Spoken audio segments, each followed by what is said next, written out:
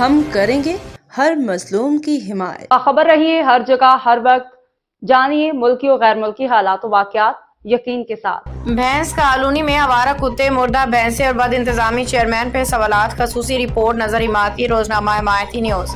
کراچی روزنامہ حمایتی نیوز ضلع ملیر کے علاقے بھینس کالونی میں روڈ نمبر 0 سے 12 تک آوارہ کتے، مردہ بھینسیں اور تعفن نے شہریوں کی زندگی اجیرن کر دی ہے۔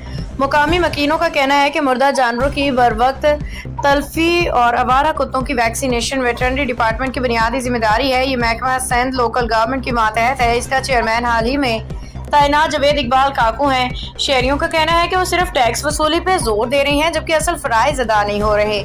قانونی ماہرین کے مطابق Pakistan veterinary medical council act 1996 کے تحت چیئرمین کے لیے ویٹرنری ڈگری اور رجسٹریشن لازمی ہے۔ اس پہ بھی سوال اٹھ رہے ہیں کہ جاوید اقبال کاکو اس شرط پہ پورا اترنے میں یا نہیں۔ ذرائع کا دعویٰ ہے کہ یہ نشست مبینہ طور پہ بھاری رقم کے عوض حاصل کی گئی ہے۔ روزنامہ حمایتی نیوز کے سی ای او نظر حمایتی کا کہنا ہے کہ جب تک چیئرمین اپنی اہلیت کے ثبوت فراہم نہیں کرتے، ادارہ اپنی صحافتی مہم جاری رکھے گا اور یہ عہدہ جاوید اقبال کاکو نے پیسے دے کے لیا ہے، اس میں کوئی شک نہیں ہے۔ لیکن عوام الناس کو بتاتے چلیں کہ اس میں جاوید اقبال کاکو کا جو کام مین ہے وہ یہ ہے کہ آوارہ کتے، گدھے، لنگڑے، گھوڑے اور آوارہ جانور جتنے بھی قسم کے ہیں اور مردہ جانور جو روڈوں پہ پڑے ہیں، ان سب کو اپنی کسٹڈی میں جاوید اقبال کاکو لیں گے۔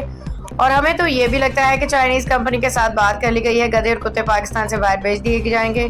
ہمیں یہ ڈر ہے کہ اس میں کوئی شک نہیں، اس میں کام میں بڑا پیسہ ہے۔ گزشتہ دنوں اسلام آباد سے ایک بہت بڑی کھیپ گدھوں کی باہر کے ملک میں ٹرانسفر کی جا رہی تھی، جس میں گدھوں کا گوشت اور گدھوں کی کھالیں بڑی قیمتی ریٹ پہ سیل کی گئی تھی۔